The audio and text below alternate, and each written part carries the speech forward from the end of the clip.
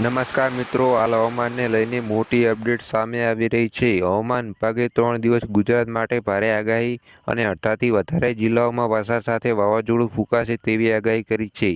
ગુજરાતમાં કાળઝાળ ગરમી વચ્ચે આજે હવામાનમાં પલટો આવશે. ઉત્તર ગુજરાત, દક્ષિણ ગુજરાત અને ગુજરાતના આશરે 20 જિલ્લાઓમાં પવન સાથે વાવાઝોડું ફૂંકાશે તેની હવામાન વિભાગે આગાહી કરી દીધી છે. હવામાન વિભાગે ફક્ત 12 કલાકમાં ગુજરાતમાંના અડધા શહેરોમાં વરસાદ સાથે પવન ફૂંકાવાની આગાહી કરી છે. તો ચાલો મિત્રો આપણે જોઈએ કે ગુજરાતમાં કયા કયા વિસ્તારોમાં ગાજવીજ સાથે વરસાદની આગાહી છે. ગુજરાતમાં સાયક્લોનિક સર્ક્યુલેશન સક્રિય થતાં આ સાથે ભેજનું પ્રમાણ વધતા રાજ્યમાંના અનેકો ગામમાં વીજળીના કડાકા ભડાકા સાથે વાવાઝોડુંની એન્ટ્રી થશે અને 3 દિવસ બાદ વાતાવરણ ફરીથી સૂકું રહેવાનું અનુમાન હવામાન વિભાગ દ્વારા કરવામાં આવ્યું છે અને અત્યારે રાજ્યોમાં છૂટાછવાયા વરસાદ થવાની આગાહી કરી છે.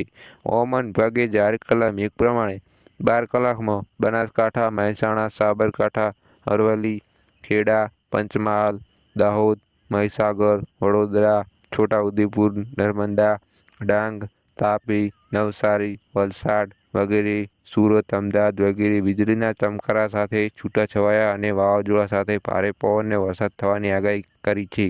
તો નમસ્કાર મિત્રો, વિડીયો ગમે તો વિડીયોને એક લાઇક અને ચેનલને સબસ્ક્રાઈબ કરી નાખજો, જેથી કરીને ગુજરાતના તમામ સમાચારના વિડીયો સૌથી પહેલાં તમને જોવા મળતા રહેશે.